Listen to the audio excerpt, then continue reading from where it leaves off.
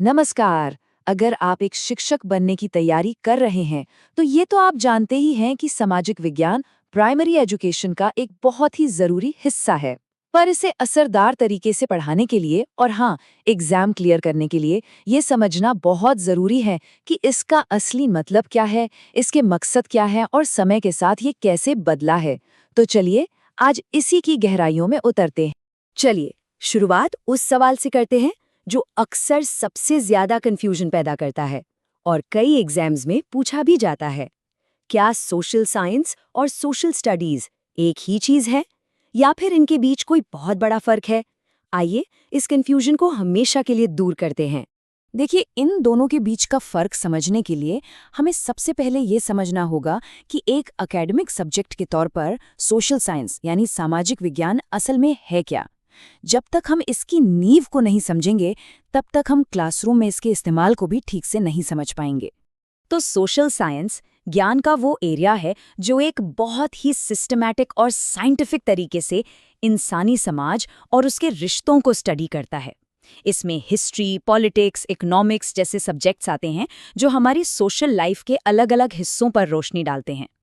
ये बात गांठ बांध लीजिए कि ये सिर्फ फैक्ट्स को रटना नहीं है, बल्कि ये समाज कैसे काम करता है उसका एक बहुत ही गहरा एनालिसिस है। सोशल साइंस का जन्म कोई रातों रात नहीं हुआ। ये असल में 18वीं और 19वीं सदी में जो बड़े बड़े सामाजिक बदलाव हुए उनका नतीजा था। जरा सोचिए, उस दौर में अमेरिकी और फ्रांसीसी क्रांतियां हुईं, इंडस्ट्रियल रेवोल्यूशन आया, समाज बहुत तेजी से बदल रहा था और ज्यादा कॉम्प्लेक्स होता जा रहा था। तो उसे समझने के लिए एक नए साइंटिफिक नजरिए की जरूरत महसूस हुई और बस वहीं से सोशल साइंस की एक फॉर्मल शुरुआत हुई।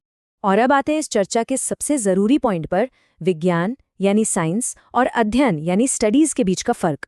इस एक अंतर को समझना आपके एग्जाम के लिहाज से बहुत बहुत जरूरी है।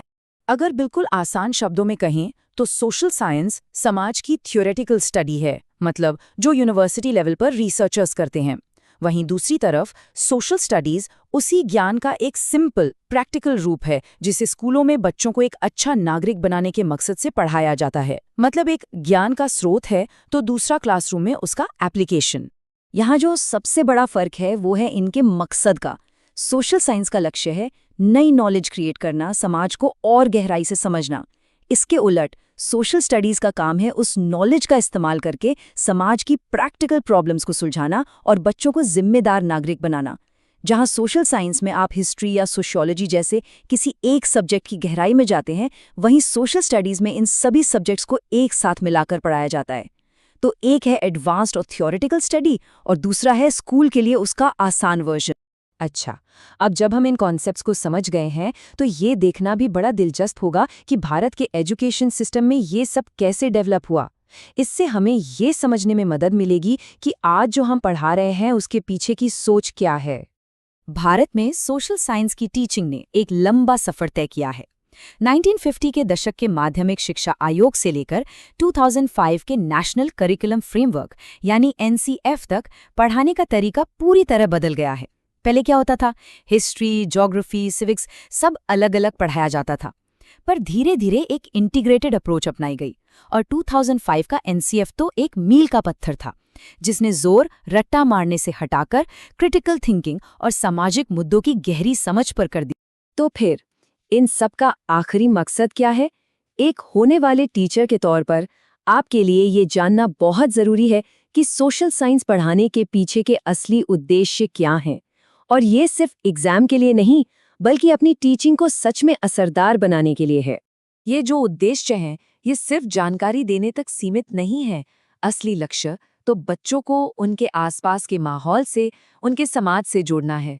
उनमें डेमोक्रेटिक वैल्यूज, देश के लिए एकता और एक सामाजिक जिम्मेदारी की भावना को जगाना है। असल में ये उन्हें आने वाले कल की चुनौतियों के लिए तैयार करने की एक पूरी प्रक्रिया है। और आखिर में सोशल साइंस की पूरी शिक्षा का निचोड़ इस एक लाइन में छिपा है। हमारा मकसद सिर्फ बच्चों को इन्फॉर्मेशन देना नहीं है, बल्कि ऐसे नागरिक बनाना है जो खुद सोच सकें, सही सवाल कर सकें और समाज में एक पॉजिटिव बदलाव ला सकें। और हम इस चर्चा को इसी एक सवाल के साथ खत्म करते हैं। जिस तेजी से आज दुनिया बदल रही है, उसमें सामाजिक विज्ञान की भूमिका पहले से कहीं ज्यादा अहम हो जाती है। ये हमें ये सोचने पर मजबूर करता है कि हम इस सब्जेक्ट का इस्तेमाल आने वाली पीढ़ी को एक बेहतर भविष्य के लिए तैयार करने में और बेहतर तरीके से कैसे कर सकते हैं।